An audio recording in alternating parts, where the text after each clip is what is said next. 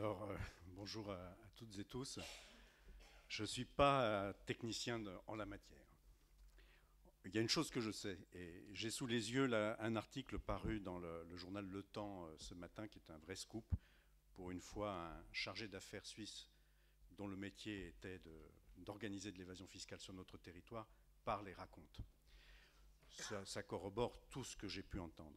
Les données qui sont récoltées par ceux qui organisent et vivent de l'évasion fiscale sont des données anonymisées, sont des données qui sont, sauf techniques judiciaires très avancées, sont des données qui ne permettent pas de remonter à la fraude, voire au fraudeur lui-même.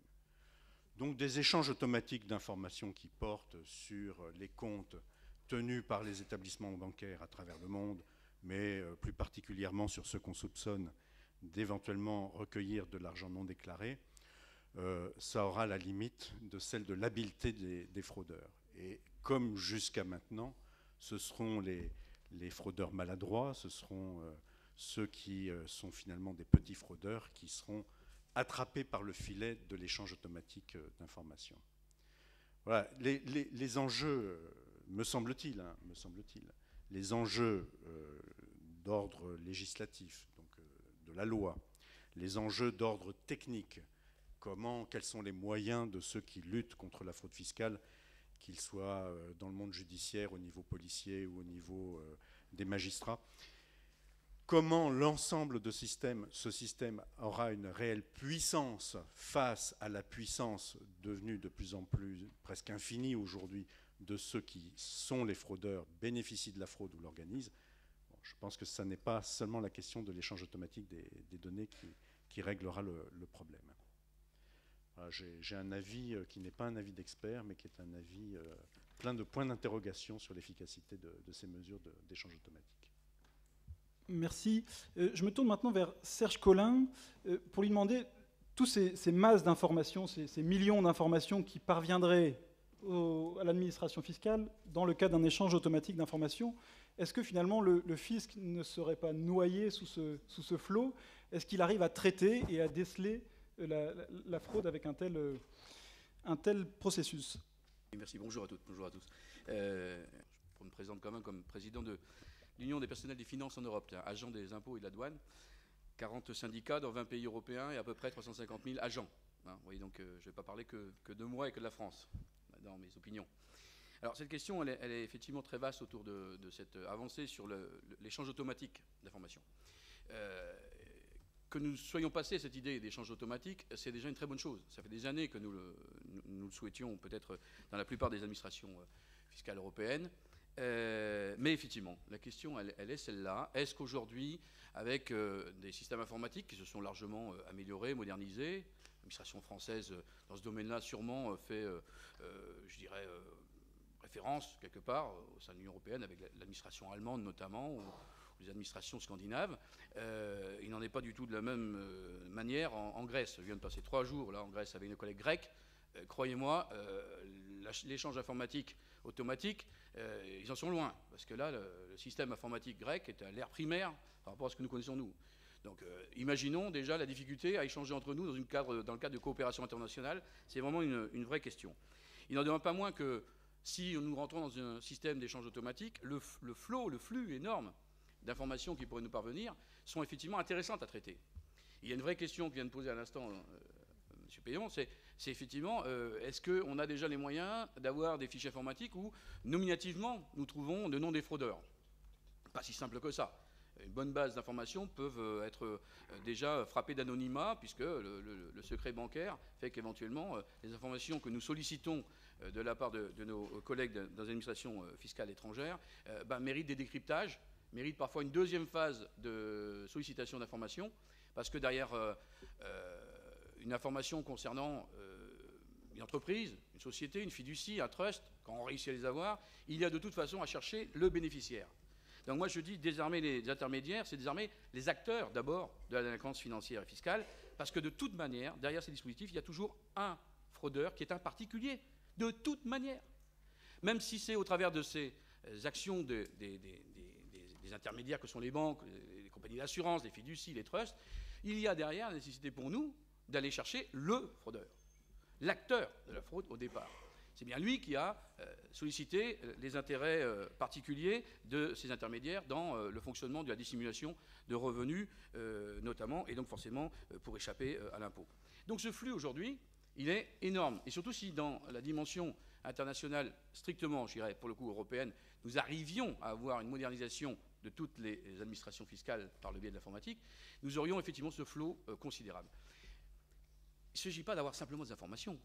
Il s'agit derrière l'ordinateur qui sera bourré de ces informations, d'avoir des agents du fisc qualifiés, formés, disponibles, suffisants pour pouvoir organiser l'analyse de tout ça. Parce qu'il ne suffit pas d'appuyer sur un bouton pour dire voilà, là, ça y est, on a trouvé le fraudeur. C'est pas comme ça que ça marche. Et loin de là. Et donc il y a quelque chose aujourd'hui qui me préoccupe, c'est de savoir dans ce flot et ce flux, éventuellement demain, d'informations, qu'est-ce que nous traitons en priorité? Quel temps nous y mettons?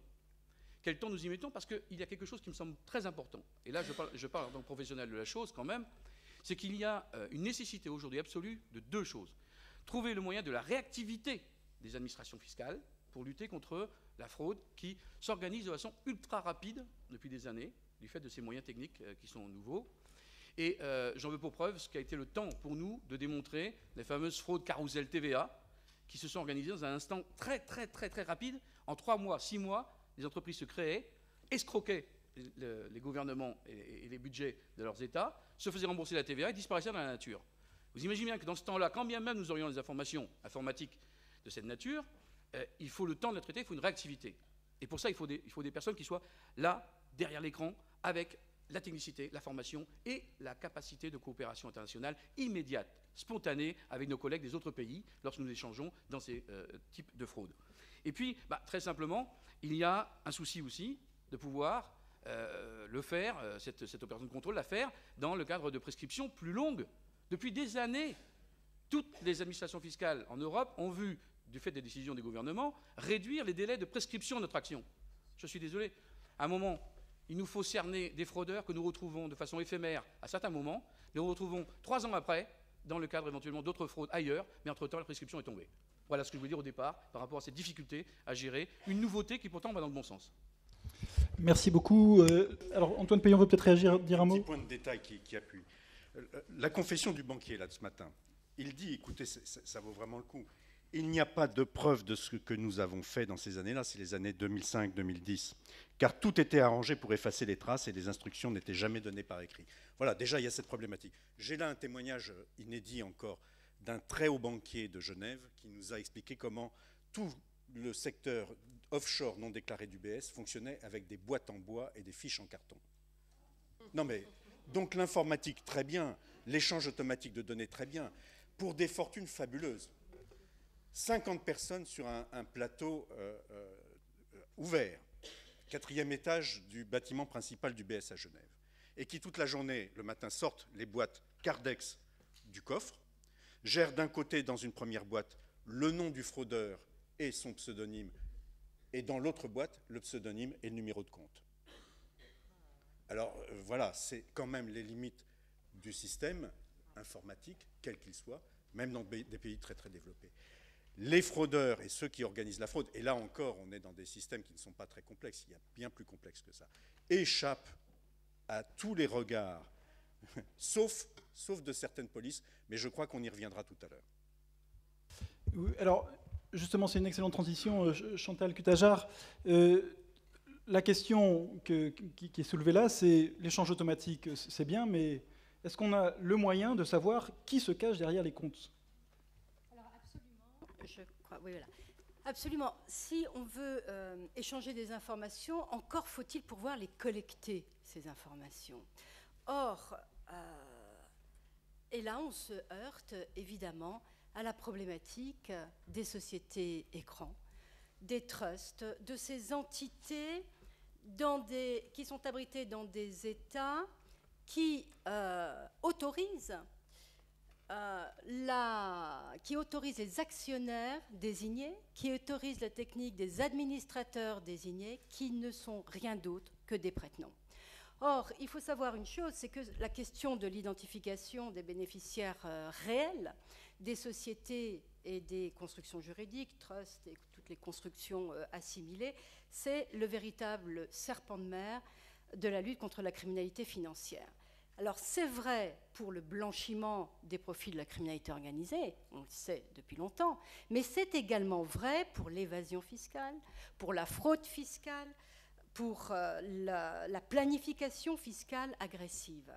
Et au cœur de la criminalité financière et de la fraude fiscale, c'est bien la possibilité de réaliser des montages qui permettent d'opacifier les flux financiers et donc l'impossibilité d'identifier le bénéficiaire réel. Et donc, à ce propos, je voudrais dire 3 choses. La première, c'est que le phénomène n'est pas nouveau. Il a été identifié par le GAFI dès le début, au moment où il a publié ses 40 premières recommandations, je parle de 1990. Le fait de mettre à disposition des contribuables des entités opaques dans un but d'évasion fiscale a même été érigé, quand même, il faut le rappeler, en un critère d'identification des paradis fiscaux par l'OCDE. Mais on n'en a pas tenu compte lorsqu'on a élaboré ces fameuses listes. La deuxième chose que je voudrais dire, c'est que les avancées, je crois, sont quand même réelles à l'échelle internationale et à l'échelle européenne, même si on peut regretter qu'elles n'aillent pas assez loin. Elles sont réelles, pourquoi ? D'abord parce que les nouvelles recommandations du GAFI, qui sont complétées par une note interprétative extrêmement précise, concernant les modalités à mettre en œuvre par les États membres pour identifier les bénéficiaires réels, fournissent un véritable outil aux États membres pour aller chercher le bénéficiaire réel derrière le prête-nom. Ensuite, le Parlement européen est mobilisé. Le Parlement européen est mobilisé, la Commission européenne également. Et il y a une proposition d'intégrer une disposition. La Commission, en 2011, fait une proposition d'intégrer une disposition dans un outil, dans un instrument juridique du droit des sociétés. Et ça, c'est extrêmement novateur, parce qu'on voit bien que c'est une conception même du droit des sociétés qui est en cause. Alors évidemment, on peut regretter qu'en définitive, la solution qui a été retenue a été celle d'intégrer des dispositions dans le cadre de la 4e directive blanchiment. Donc on a restreint, si vous voulez, la problématique à la lutte contre le blanchiment, dont on sait que la lutte contre le blanchiment concerne la criminalité organisée, même si on a dernièrement proposé d'intégrer la fraude fiscale, mais je dirai tout à l'heure pourquoi, ça ne changera rien. L'amélioration de la transparence. Alors, qu'est-ce qu'elle prévoit, cette directive ? Tout d'abord, l'obligation pour les personnes morales de détenir des informations sur leurs propres bénéficiaires effectifs. Et ensuite, elle prévoit l'obligation de mettre à disposition ces informations à l'ensemble des entités qui sont soumises aux obligations de lutte contre le blanchiment. Ensuite, les fiduciaires seront également obligés de déclarer leur statut lorsqu'ils deviendront clients d'une entité soumise à obligation, et ils devront également tenir ces informations à la disposition des autorités compétentes. Donc tout ça va dans le bon sens. Troisième chose, c'est qu'effectivement, on vise aujourd'hui la fraude fiscale dans la directive anti-blanchiment. Mais encore faut-il que les États membres prévoient que la fraude fiscale est punie d'une peine d'emprisonnement, d'une durée dont le maximum est au moins égal à 1 an, ou dont le minimum est au moins égal à 6 mois. Or, la fraude fiscale, nous le savons tous, n'est pas sanctionnée de manière uniforme au sein des États membres de l'Union européenne. Alors, la situation, et c'est pour ça que je disais que ça ne change rien, de 2 choses l'une. Soit le pays sanctionne la fraude fiscale d'une peine d'emprisonnement supérieure à 1 an, et le blanchiment de fraude fiscale est de toute façon visé, mais il l'était déjà sous l'empire de la 3e directive.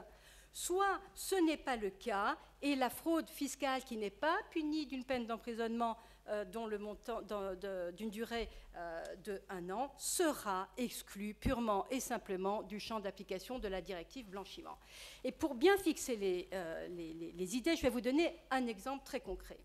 En France, et je parle sous le contrôle évidemment de monsieur, l'article 1741 du Code général des impôts sanctionne pénalement la fraude fiscale au premier euro, avec une tolérance lorsque la dissimulation n'excède pas le 10e de la somme imposable, ou ce chiffre, qui n'a pas été réactualisé depuis longtemps, de 153 €. Et encore, c'est à condition que l'omission de déclaration même d'une somme inférieure à 153 € n'ait pas été faite volontairement. Donc même si volontairement vous occultez une somme inférieure à 153 €, vous êtes coupable de fraude fiscale. En droit luxembourgeois, comment ça se passe en droit luxembourgeois ? Le droit luxembourgeois n'incrimine que l'escroquerie fiscale. Il faut que cette escroquerie porte sur un montant significatif d'impôts, nous dit le texte, et qu'elle ait été commise par l'emploi systématique de manœuvres frauduleuses, tendant à dissimuler des faits pertinents à l'autorité ou à la persuader de faits inexacts. Seule cette infraction-là est sanctionnée de peine d'emprisonnement. Donc, la conclusion, elle est simple. Le champ des obligations de déclaration et des obligations de vigilance concernant le blanchiment de fraude fiscale est beaucoup plus étendu, où ça ? En France qu'au Luxembourg. En outre, on peut nourrir un certain nombre de doutes sur l'efficacité du dispositif qui est préconisé dans la directive. Pourquoi ? Eh bien, parce que figurez-vous qu'avec cette 4e directive, il y a une avancée extraordinaire, c'est l'uniformisation des sanctions. Donc, il y a des sanctions qui sont prévues et qui sont uniformisées pour l'ensemble des États membres. Sauf que, curieusement, la méconnaissance de l'obligation concernant l'identification des bénéficiaires réels ne rentre pas dans le périmètre des sanctions uniformisées. Ça veut dire que chacun des États sera libre de prévoir ou de ne pas prévoir, évidemment, les sanctions qu'il aura envie de déclarer. Et j'en arrive à la 3e chose que je voulais dire, puisque ce colloque est de réfléchir au rôle de la France dans la lutte pour la transparence. Je crois que je peux peut-être quand même dire 2 mots de l'initiative franco-allemande du 24 avril, parce que je pense que la solution, elle est politique. Donc vous savez que, je ne sais pas, je suis désolée, je suis arrivée un peu en retard, donc je ne sais pas si ça a été dit, les ministres des Finances français et allemands ont adressé une lettre à la Commission pour lui demander d'adopter une approche européenne ambitieuse dans la lutte contre le blanchiment et la criminalité financière. Et dans leur lettre, les ministres proposent que l'Union européenne prenne la tête de la lutte contre la criminalité financière dans le monde, et donc qu'ils développent une politique de lutte contre les juridictions non coopératives au niveau européen, ce qui évidemment réduirait les obstacles qui existent aujourd'hui contre la fraude fiscale et le blanchiment. Et donc, la lettre qu'on trouve sur le site des 2 ministères est très intéressante parce qu'elle préconise d'identifier avec les États membres les juridictions non coopératives. Donc, en Europe, on demande d'identifier les juridictions non coopératives, mais surtout aussi de limiter la capacité des établissements financiers européens à opérer avec ou dans ces territoires. Donc il s'agit de neutraliser purement et simplement les sociétés écrans. Si cette volonté politique exprimée dans cette lettre est portée à son terme, eh bien peut-être que nous arriverons à identifier, donc à récolter l'information et après à échanger l'information. Mais tant qu'on n'arrivera pas à récolter l'information, moi je ne crains pas que les administrations soient, submergées par un flot d'informations, surtout si on n'arrive pas à identifier les bénéficiaires réels. On dit souvent que la France a des outils qui sont plutôt mieux faits que d'autres, notamment un registre pour les fiducies. Donc quand on crée une fiducie qui est l'équivalent d'un trust, on est censé en connaître le constituant, le trustee, le bénéficiaire. D'autre part, on a un registre des sociétés qui est assez complet, un fichier des comptes bancaires qu'on essaye de promouvoir à l'échelle internationale. Est-ce que ça suffit ou est-ce que la France peut mieux faire? Parce que, notamment sur les trusts, on sait quand un trust est ouvert en France, mais quid d'un gestionnaire de trust français, d'un trust étranger, par exemple? Absolument. Je crois qu'il y a un vrai problème. En tout cas, les autorités de police et de justice se heurtent à l'identification en matière de trust.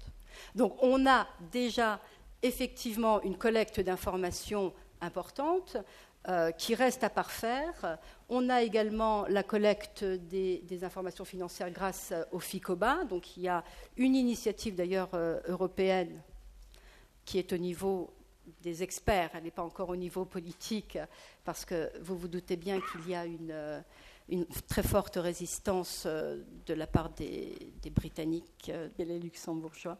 Sur le registre des trusts, il me semble qu'il y a effectivement sur l'identification des trusts étrangers des progrès notables à faire.